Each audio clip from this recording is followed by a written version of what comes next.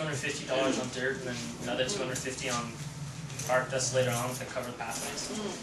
So anyways, after I got the bed dug, it was also the most labor-intensive process of the whole garden, was just digging. Like thousands and thousands and thousands of shovelfuls of dirt removed. Probably. So then I started... Felt like it, yeah. Felt like it. Brown black.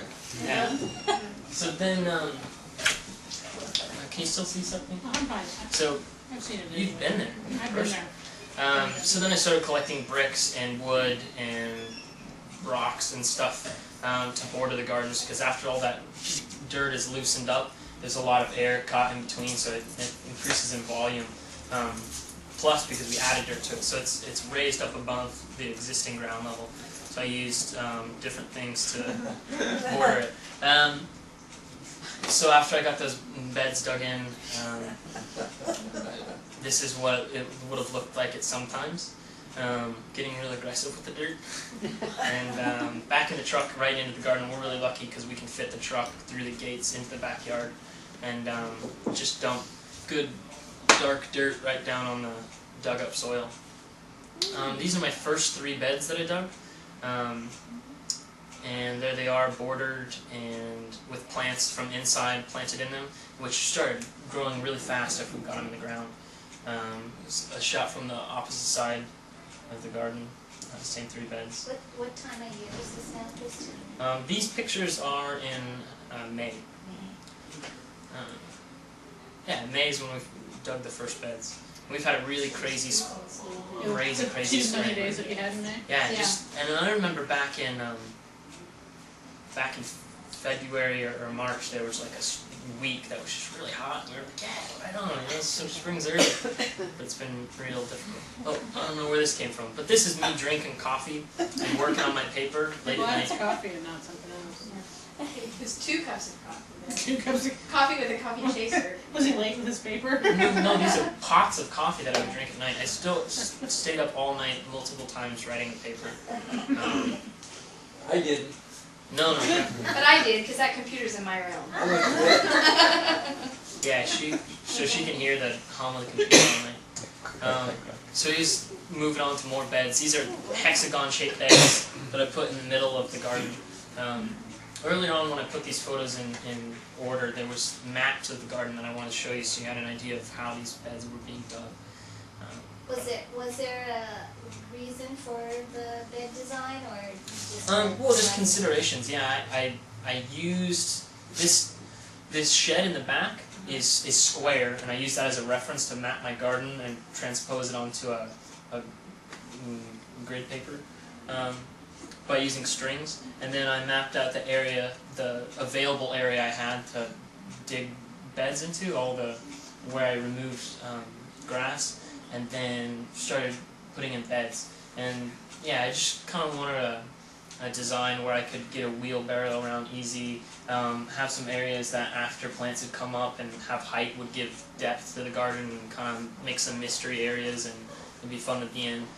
Easy to walk around and be able to reach into all the beds, except for one bed which is extra large because I want to actually be inside it with my bare feet in the soil, as long as I have no cuts on my feet, which I've discussed. Yeah. So yeah, continuing to work on the garden. It's the most labor-intensive part of it, digging everything. As this photo kind of demonstrates, and there's that big pile of dirt getting slowly eaten away at. So these are the hexagon beds that I dug. Where did you find your bricks, Chris? Just anywhere and everywhere? There was yeah. I got some the kind laid over each other at an angle. I got those all from Stephanie. She had them in her backyard. We had a lot laying around the yard that I collected, and also we picked up some for really cheap, for like 10 cents a piece at a recycling place or used. It wasn't the rebuilding center, but we did get supplies from the rebuilding center as well. Built compost bins out of pallets. You just take pallets, which were $1 at the rebuilding center, and just lay them right next to each other. It's actually Stephanie's idea, because they're already built walls that have a lot of aeration and also they're perfect walls. So the garden's really coming along at this point, and I'm cutting out boards to border this these beds.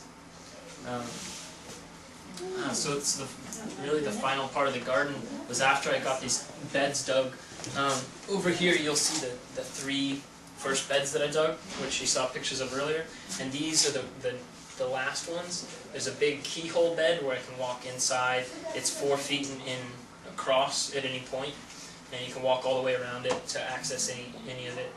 So that the final stage was covering the whole pathways in bark dust, and to suppress weeds and keep it unmuddy and stuff. And so yeah, there's the pallets. I'm nailing them together to make a compost bin. I think I got some gum in my mouth or something. That's eventually going to be our compost bin. It still looks like that, but it will at one point.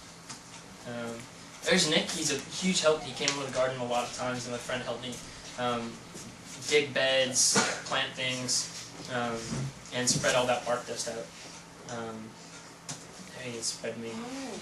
So this was the original map that I drew on grid paper, and I kept it in my pocket almost all the time and looked at it when I was in the garden. So it's a little muddy and wrinkled up and stuff because it was just in my back pocket, and I pull it out and reference it. It's totally to scale of the garden. The shed,